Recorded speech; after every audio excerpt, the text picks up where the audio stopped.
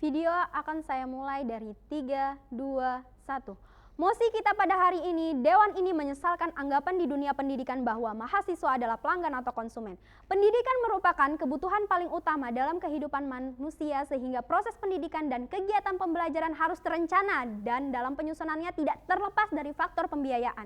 Hal ini disebabkan karena di dalam pelaksanaannya ada banyak hal yang harus dilakukan, disiapkan dan selanjutnya diadakan agar proses pendidikan dapat berlangsung dengan lancar.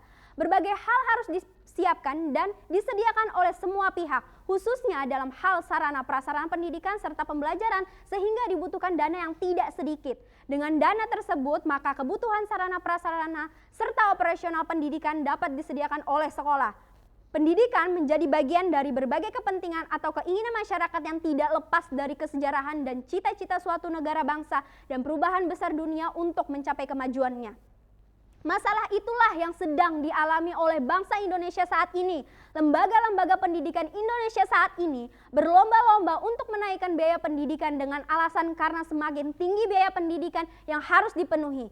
Beberapa tahun belakangan ini kita kenal muncul istilah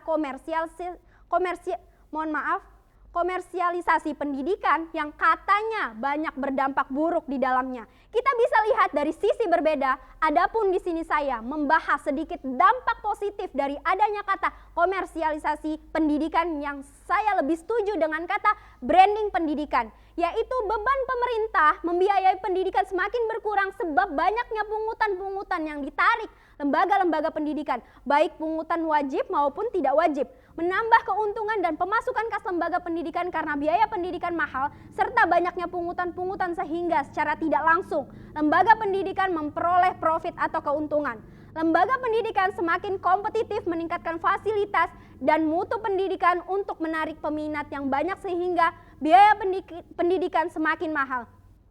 Oleh karena itu, kami sangat tidak setuju dengan mosi kita pada hari ini.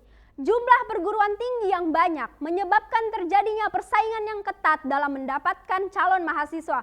Berbagai potensi dan keunggulan yang dimiliki perguruan tinggi akan dikerahkan semaksimal mungkin untuk menghadapi persaingan tersebut. Jadi sangat penting bagi perguruan tinggi melakukan branding untuk mengenalkan kampus mereka. Oleh karena itu, perguruan tinggi harus memiliki branding yang baik untuk tetap eksis menghadapi persaingan antar perguruan tinggi.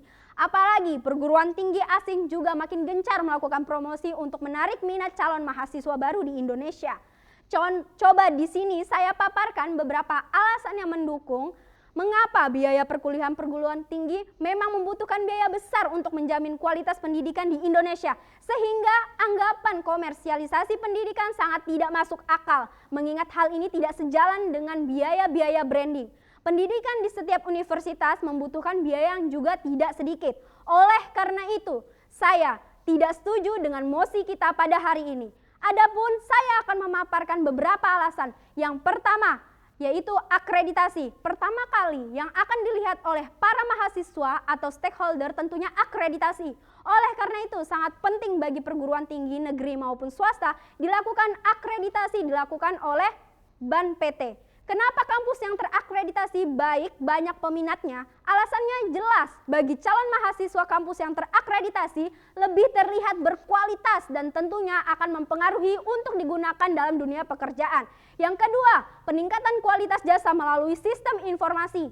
Ya, pada saat ini teknologi sudah sangat membantu instansi pendidikan dan hal ini sangat bermanfaat untuk digunakan alat branding kampus untuk menarik mahasiswa dengan pelayanan yang serba canggih.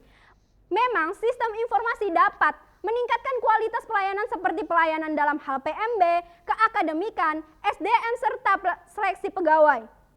Training dan pelatihan serta sistem pengkajian menjadi lebih canggih dan tentu kampus yang menggunakan sistem informasi lebih terlihat profesional.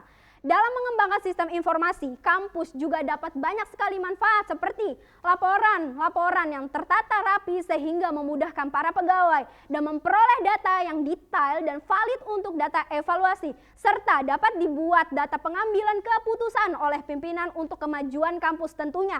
Jika menggunakan sistem informasi yang dikembangkan akan mendapatkan kelebihan, salah satunya integrasi dengan PPD Dikti, feeder dan jelas pelaporan akan semakin mudah.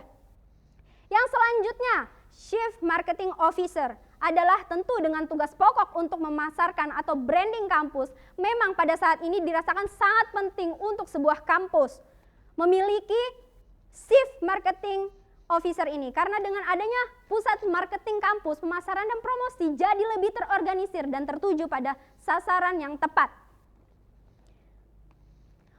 Yang selanjutnya, promosi. Kegiatan promosi merupakan komponen prioritas dari kegiatan branding dan pemasaran. Semakin besar dana yang dimiliki oleh suatu instansi pendidikan, maka umumnya akan menghasilkan tingkat promosi yang juga sangat gencar untuk dapat dilakukan.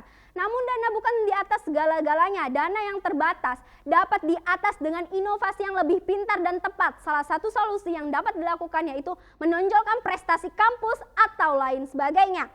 Yang selanjutnya adalah beasiswa. Cara ini sudah tidak asing lagi karena sebagian besar kampus-kampus pasti menggunakan cara ini untuk melakukan branding kampus.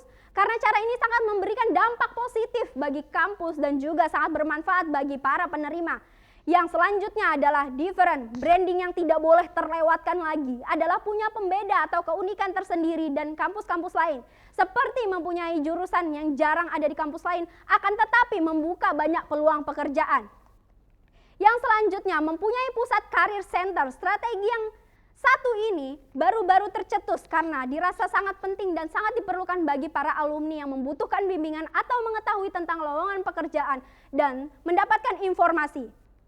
Yang selanjutnya adalah sering mengikuti konvensi internasional.